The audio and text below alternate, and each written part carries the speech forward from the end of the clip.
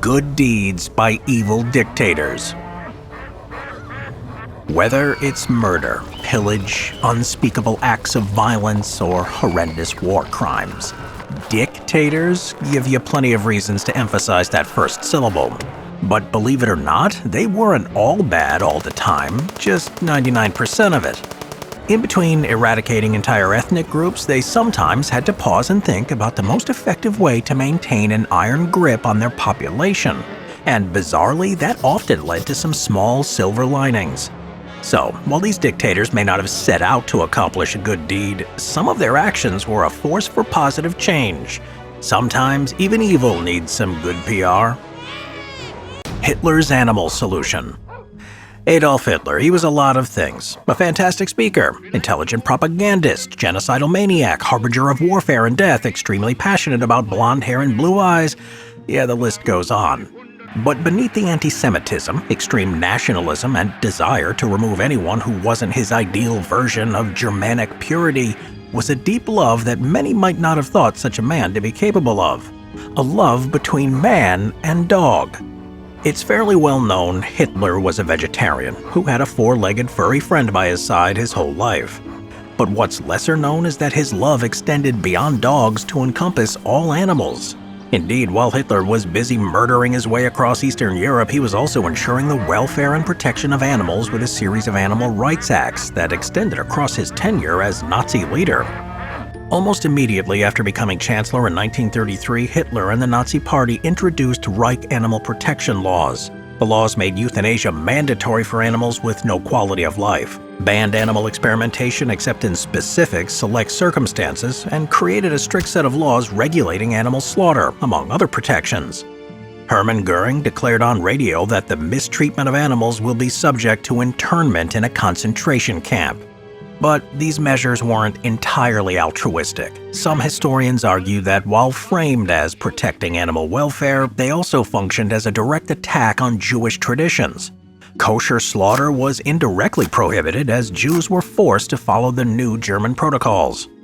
Over the next 10 years or so, the Nazis put a vast array of animal regulations in place, including documents about hunting, conservation, and domesticated pets. Everything from wolves down to lobsters were given better protection than Jewish people in Nazi Germany. And it wasn't just Hitler who cared about animal welfare. Many leading Nazis were animal lovers. Goebbels, Hess, Haas, and Denis all adored and owned dogs, while Hermann Göring's estate was prowled and protected by his very own pack of lions. All in all, when it came to Nazi Germany, maybe being an animal was a better option. Illiteracy in Iraq. Saddam Hussein was a dictator unflinching in his use of chemical weaponry, violation of human rights, and inflaming ethnic hatred within Iraq. Across his regime, Hussein was responsible for countless atrocities, mass murders, and unspeakable acts of brutal violence. But despite his sordid legacy, in 1979 he still managed to earn a UNESCO Krupskaya Award for his work improving literacy rates in Iraq. As any good dictator will tell you, an essential component of control is indoctrination, and one of the best places to begin indoctrination is through education.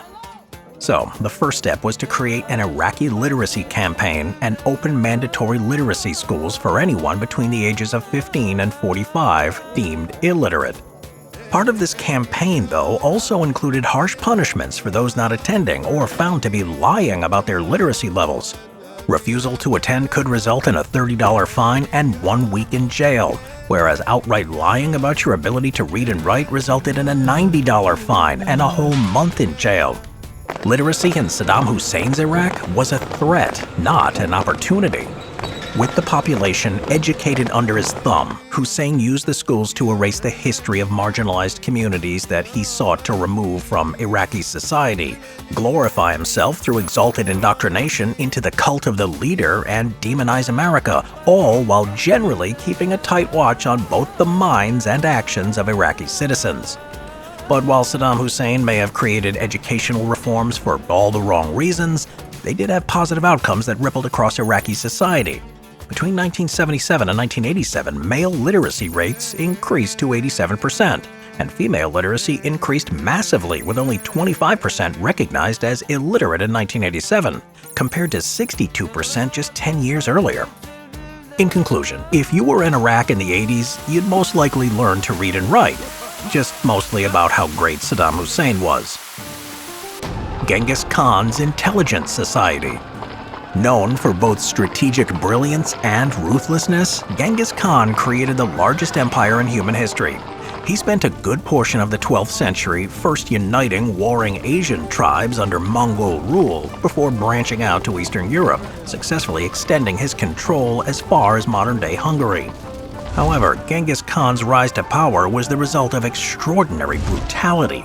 Entire cities were annihilated, and survivors were often massacred or enslaved to serve as a grim warning to those who resisted Mongol domination.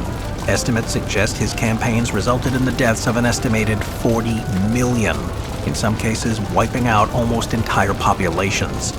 But despite that, he was a man you could go so far as to call a tactical genius. Amidst the rampaging, pillaging, and total seizure of control, Genghis Khan achieved what no other dictator had: standardization. As unexciting as that might sound, the reality is Genghis Khan and his successors put into place many large infrastructural standards that impacted trade and commerce worldwide for centuries to come. And although his children may have been Nepo babies, Khan placed a great deal of emphasis on rewarding work and action over merely basing hierarchy on lineage alone. Under the Mongolian Empire rule, the Silk Road thrived. Khan developed a system of shares called the kubi that increased trade and the sharing of exotic materials. Merchant societal station was elevated, and an era of economic prosperity was ushered in. That's not all. The Mongols built roads and bridges, developed irrigation, and improved agricultural processes. They promoted freedom of religion and heavily influenced cultural development, meaning intellectuals from across the world came to live and work in the Mongol Empire. Putting aside that the Mongols were brutal and devastating to those they opposed, Genghis Khan was a dictator who made a lot of positive changes that had a ripple effect over the coming centuries. With new links between the East and West, universal taxation, and a shared currency, the world's economy was all the stronger for his influence. Learning to read with Stalin. Soviet Russia was not known for being a warm and fuzzy place, a cold, harsh, and unforgiving socialist state still reeling from the Russian Revolution, and a place where food, money, and tempers often ran short. The population was starving, morale was low, and the future looked bleak. Enter Joseph Stalin. Taking control after Lenin died in 1924, Stalin did not overall make Soviet Russia a better place. Instead, he blockaded and left those suffering from the Great Famine to die or turn to cannibalism, was responsible for the elimination of an entire social class, and fatally removed any political opponents who had any chance of overthrowing him. And that was all before World War II even got started. But among this and countless other atrocities, Stalin did have one good goal: making literacy a national standard. At the turn of the century, only 28.4% of Russians aged over 9 could read or write, not helpful for a republic looking to strengthen its control over its citizens. Among other reasons, improving literacy was an effective means of indoctrinating and controlling Soviet citizens. The educational overhaul worked tremendously well. Stalin's tight grip regulated the curriculum, introduced subjects like communist ideology, and glorified both socialism and Stalin's supposed role in the Russian Revolution, crafting a narrative that fed into Stalin's cult of personality methodology. His methods may have been purely selfish, but they were certainly effective.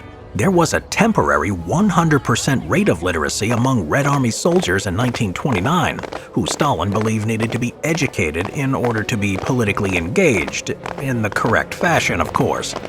In 1939, 82% of young girls were literate, as were 94% of young boys. By the end of Stalin's rule, the population was well-read enough that it could pick up any text and learn all the ways Stalin was actually a pretty terrible guy.